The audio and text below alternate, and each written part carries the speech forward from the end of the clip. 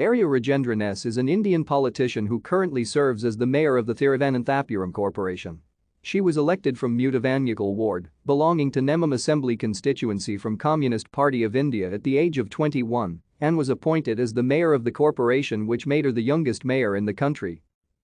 Arya Rajendran is the daughter of Rajendran, an electrician, and Srilatha, an lick agent. She did her schooling from Carmel Girls Higher Secondary School, Trivandrum. She is a second-year BSc Mathematics student at All Saints College, Thiruvananthapuram. Arya Rajendran is the state president of Bala Sangam, the Kerala's largest children's organization. She is a state committee member of Students' Federation of India and also serves as CPI's area committee member at Chala. She was the candidate of Communist Party of India from Mudavanmukal ward in Thiruvananthapuram Corporation, the youngest candidate in 2020 civic body elections at the district. Thank you for watching. Like and subscribe if you would like to view more of our videos. Have a nice day.